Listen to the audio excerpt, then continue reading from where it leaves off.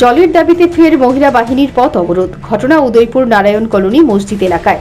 4 মাস ধরে জলের দেখা নেই এখানে। একে তো প্রচন্ড গরম, এর মধ্যে জল ছাড়া কিভাবে চলে জীবন, এই প্রশ্ন তুলে অবশেষে বাধ্য হয়ে জলের দাবিতে উদয়পুর বড়টিলা এলাকায় রাস্তা অবরোধ করল এলাকাবাসী।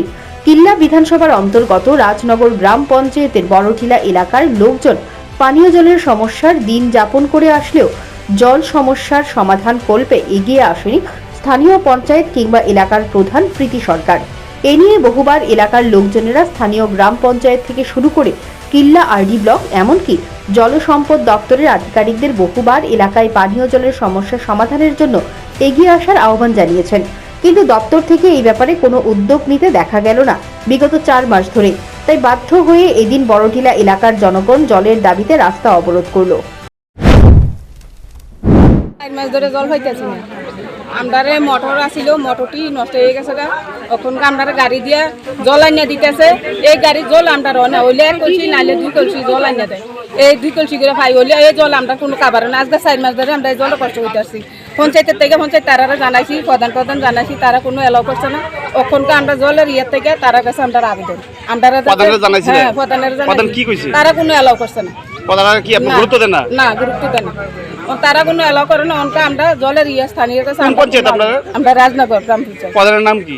প্রধানের নাম প্রীতি সরকার। ওনার কাছে জানাইছিলেন? হ্যাঁ, জানাইছি।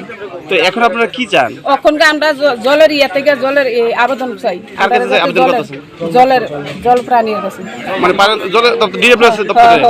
কোন এলাকা আপনারা এই জলের সমস্যা? আমরা রাজনগর বটিলা। কত মাস ধরে আপনাদের এই জল?